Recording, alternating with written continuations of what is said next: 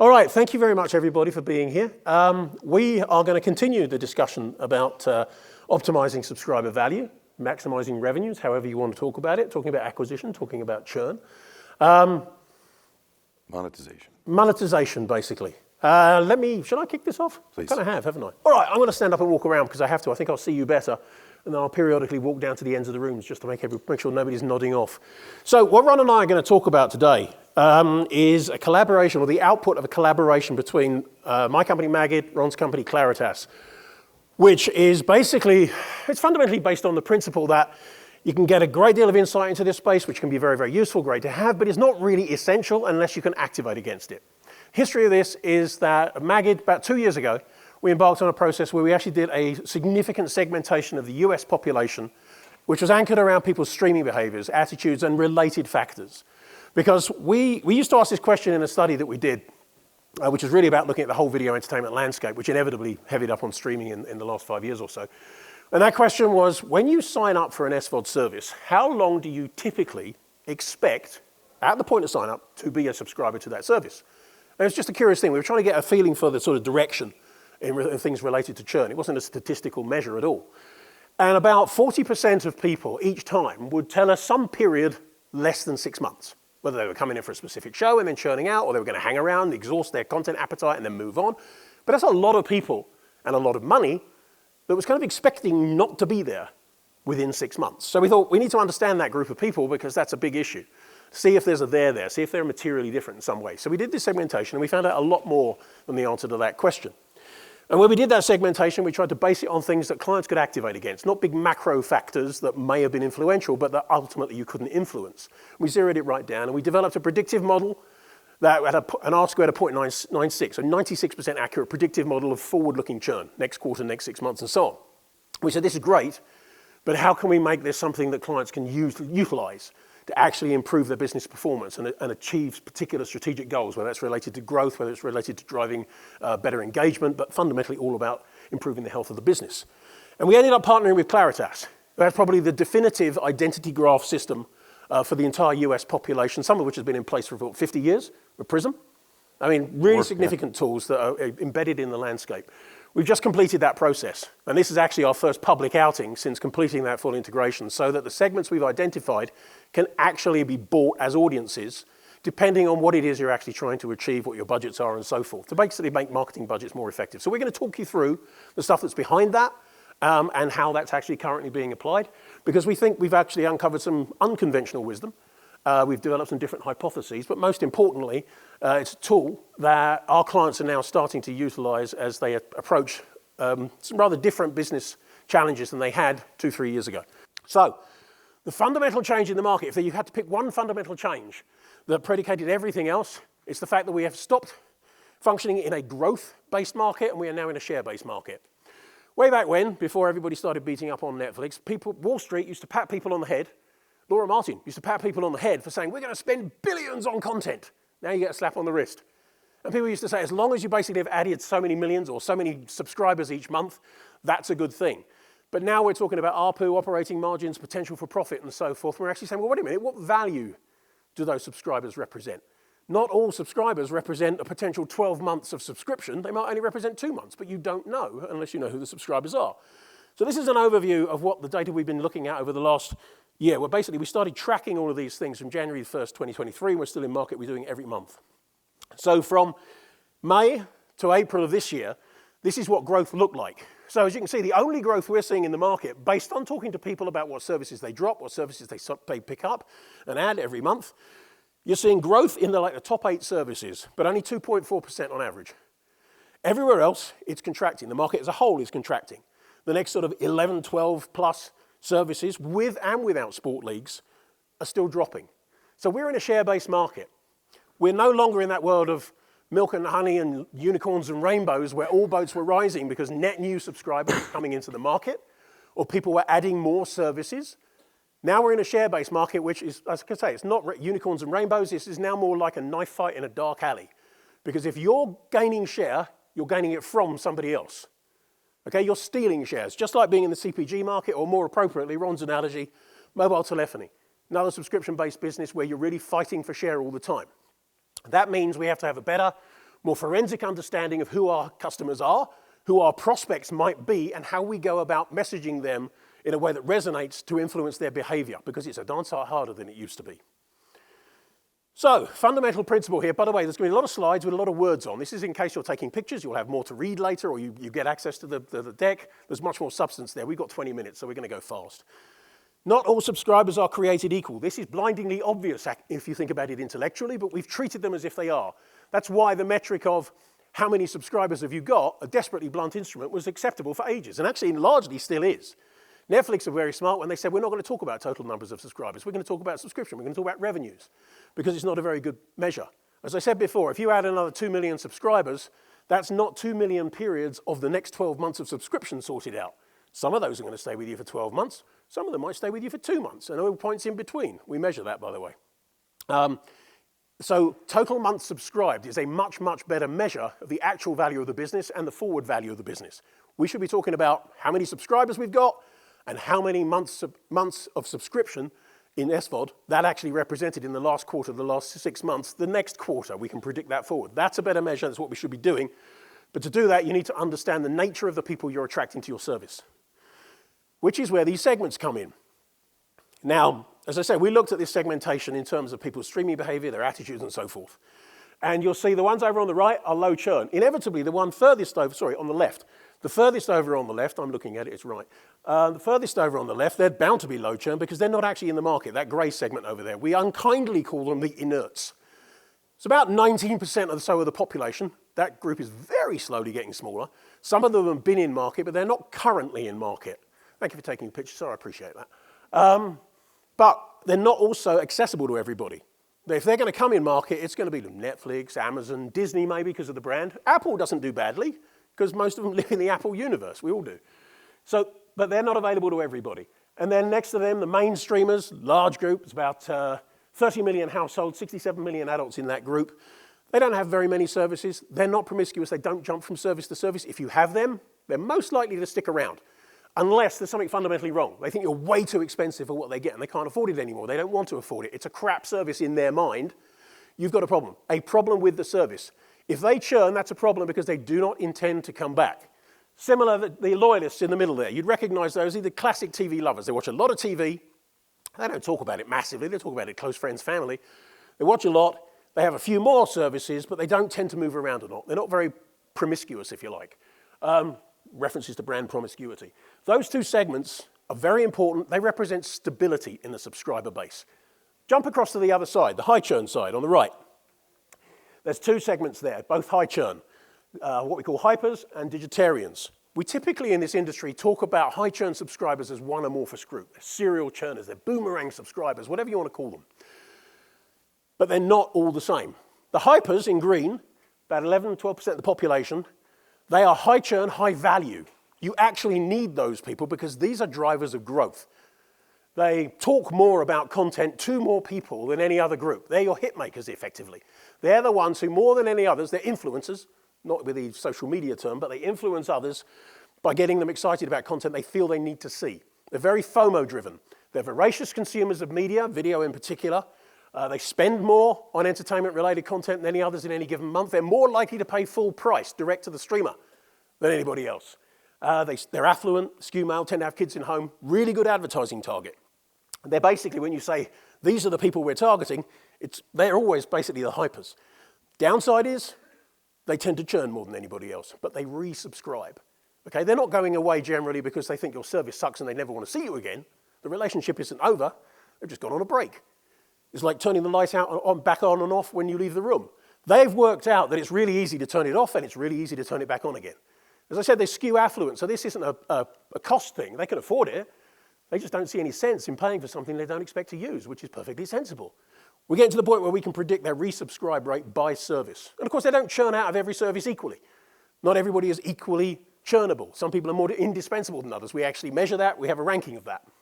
Next to them, however, you have another high churn segment called the digitarians. These are high churn, low value. You really don't much want to be spending money against these people to get them on board, for the most part. There are some exceptions to that. They tend not to live in TV. TV is not as central to them as it is for the hypers. Okay? They spend more time at YouTube, Instagram, TikTok, etc., other places. They do spend some time with TV, but it's just not as important to them. Statistically, unlike the hypers, who are the most likely ones to pay full price, they are most likely to use somebody else's password. They are most likely to jump from free trial to free trial, or just be in for a short period of time and to go away. They skew younger, they have less money, and so on. Both high churn, not equally desirable. One you need to stimulate growth, the hypers, the others, not so much. Unless you're something particular. I mean, the UFC streaming service in our data does very well on digitarians. You think ordinarily that would be alarming, but that's a passion interest. It's very specific. Maybe, we don't know yet, we haven't investigated, but maybe to UFC is not as churnable to those digitarians. We don't know. Anyway, that's who they are. The numbers on there come from our friends at Claritas. This is how many of each segment you can access through Claritas's various systems in terms of households and individuals. Because basically, if a household has a mailing address, and I have a sneaking suspicion that just about all of them do, we're able to profile that household and say, is that likely to be more high churn or low churn in relation to specific services? Is that a household which is more likely to promote content they like to others, and so on and so forth. So you know who you're targeting, who you can reach with what kind of messaging, depending again on what you're trying to achieve. So a little illustration about the relative importance. I bolded hypers just to make the point. We're not going to look at all this data. Like we say, 11% of the population, 31% of subscription ads, not necessarily net new subscriptions. As I say, these are often resubs. They're coming back 3 months later. And 21% of drops. So you can't ignore this group. They account for too much money moving around the marketplace month by month by month. Quite apart from the fact, as we say, they're the ones who give you cultural relevance, who make you the service of the moment and your content, the content of the moment. So the takeaway from this is more than one type of churn. We talk about churn as a big thing. Churn is the cholesterol of streaming. There's the bad churn, you don't want too much of that. Those are the donuts. Those are the people who are leaving because they think your service is crap and they don't want to come back. There's the good churn, the avocados, I'm told. I'd just eat all of it.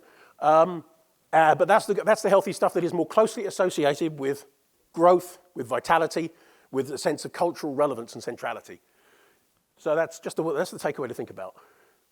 Another manifestation of this, we talked about this a little bit, talking about tenure, how long people tend to actually stay on the platform, number of streaming households and so forth. By the way, household income is a really poor predictor of churn. It's a very good predictor of how many services somebody is likely to have, but the key predictor of churn is attitudinal. People arrive with a predisposed disposition to churn or not to churn. The only variable after that is how important a service is to them. Netflix is obviously less churnable to just about everybody than some of the other services we could mention, but won't because we're far too polite. So another way in which you should be looking at these people differentially and understanding who is who and how many you have. And again, this point before I made about hypers promoting content more than anybody else. Total US, 48% of people are actively promoting it to beyond friends and family. They're talking about it online and so forth. Digitarians, the other high churn group, you see them significantly lower than hypers. Just again, making that point. Now, this is the slide without which no presentation is complete. It's what I call the NCS, the needlessly complicated slide. Practically impossible to read unless you're up against the screen. What it does indicate is what are the content territories that you will most likely find these segments in. We have another data set, it's called Emotional DNA. It's been in market for about 10 years. It quantifies the reasons why people watch shows. It quantifies the emotional resonance that different programs have in the eyes of viewers. And we have connected that data set within Magid to the SubScape segments so that we can actually look at it title by title and understand which shows are attracting which types of subscribers so that clients can say which of our content is most resonant with mainstreamers, with loyalists, because we want to get more of them, and the ones that we have, we want them engaging more with our content, or as opposed to hypers who we want to bring in and get talking about it and try and keep them on the platform for a month or two longer, which, by the way, is a really good objective with hypers. We did the calculation when we first came out with this stuff when Max was still called HBO Max, and we looked at the percentage of their subscriber base in our data that were high churn. And we said if you manage to get 25% of that group to spend 2 more months at full retail price on the platform, that would put $112 million to the bottom line. That's a lot more attainable than trying to get them to be on that platform for 12 months. So that's the kind of messaging you want to push to those people. Not what you want to push to the mainstreamers. You want to get them in there using your content and staying with you for 12 months. That's feasible. They tend not to churn. So we are going to be appending that to all of Claritas data. So you'll then be able to say something like 90 Day Fiancé, that whole franchise, not only which segments do they appeal to and what are their streaming behaviors, but what products do they buy? Where do they buy it? How often do they buy it? What do they spend? Where do they travel to? All of that kind of stuff so you can understand the advertising value of that audience and know, again, how to communicate with them. Couple of slides here on hypers. Just leaving this with you, you can look at this later on. But just to say, we have screeds of data. We went out and did a big qualitative project, which Apple was involved in, looking at all of these segments to really understand them, match that against the data and so forth. I'm just putting that in there so that you can read it later if you actually download this and get access to it. And then, of course, there's the whole business about use cases. How do you activate against this? Why is this more than a nice to have? And this is where we integrated it with Lord Cohen here, who's actually going to take over and tell you about the utilization of it. Yeah, what's the point of having all these brilliant insights if you can't act on them, if you can't monetize them? This is the monetization track, yes? So there's lots of use cases for these data. If you're an SVOD, it's about acquiring the right subscribers, knowing how to reach them, knowing how to appeal to them, knowing how to retain them. If you're an AVOD or a FAST, there's advertising insights here, right? Who's watching what program? What cars are they driving? Where are they shopping? What brands appeal to them? What brands do not appeal to them? How's the matchup working? The elegance of linking of the behavioral segments with the Claritas syndicated segments is Claritas is tied to everything. We're on the Nielsen ratings data. We're on all the syndicated DSPs out there. We're on the map. We're on the household lists. All of our segments are on the ground, actionable, and tied to all the other research that's out there. Our research, their research, Nielsen's research, Scarborough, MRI, GfK, you name it. So instantly you have tens of thousands of behaviors that are linked to these segments, these streaming segments. So you can do acquisition, you can do ad sales, you can do soon content promotion, linking particular programs or personalities to streaming behaviors.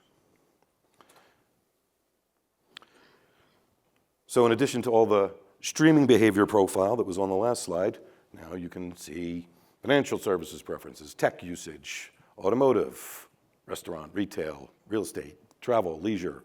We're not going to go into all this. You'll get a copy of the deck.